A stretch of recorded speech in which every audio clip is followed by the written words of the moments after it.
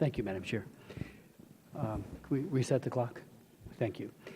Thank you, Madam Chair. Today, most African and Latin American countries protect the lives of women and children from abortion.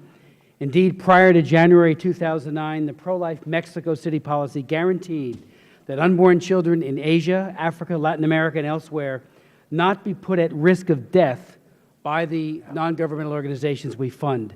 The U.S. funded family planning and did so robustly, but not those foreign non-governmental organizations that perform or actively promote abortion. Every human life, Madam Chair, is precious and sacred and worthy of respect. No one, and I say again, no one is expendable. Thus, family planning funds and the NGOs that they empower cannot be allowed to be the Trojan horse for the global abortion industry. Americans agree with our efforts to reinstate the Mexico City policy.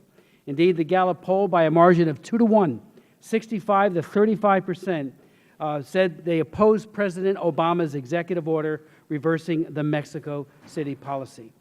Madam Chair, stripped of its many euphemisms, abortion is violence against children and often harms women emotionally and psychologically and physically. Abortion methods either dismember the fragile body of a baby to death or poison the infant or chemically induce premature labor, leaving the immature child unable to cope with his or her new environment.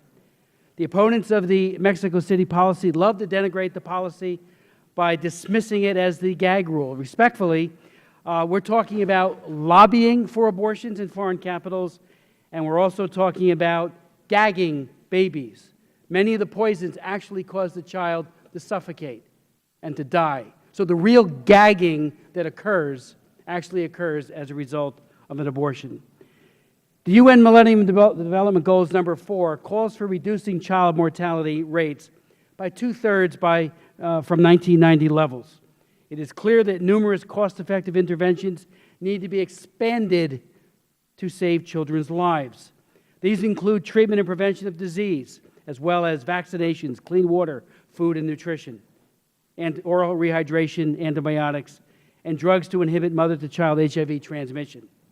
Abortion, on the other hand, is by definition child mortality, and it undermines the achievement of the 4th Millennium Development Goal. There is nothing benign or compassionate about procedures that dismember, poison, induce premature labor, or starve to death a child.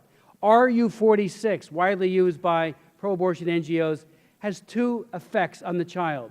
First, the baby is starved. He or she cannot get nutrition inside the womb. And the second chemical induces labor, delivering what is usually a dead baby.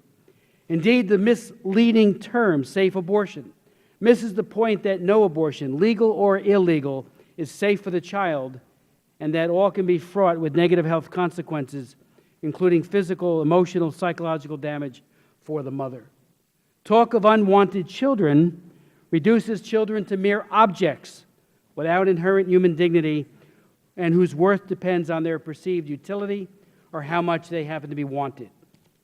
Let me just remind my colleagues that the studies, and there are mega-analysis studies that show this, that there is a significant risk of psychological harm, major depression, and elevated suicide risk to women who resort to abortion.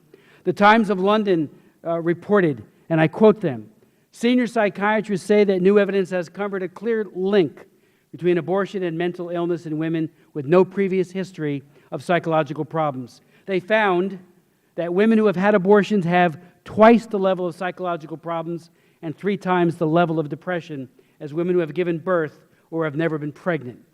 102 studies have shown those kinds of outcomes, including elevated suicide risk. Abortion is also harmful to children born subsequently to women who have had an abortion. At least 113 studies show a significant association between abortion and subsequent premature births, including one study by Shah and Zoe that had a 36% increased risk for preterm birth and a staggering 93% after 2 abortions, 36 was after 1. What does that mean for the children? Preterm birth is the leading cause of infant mortality in the industrialized world after congenital anomalies.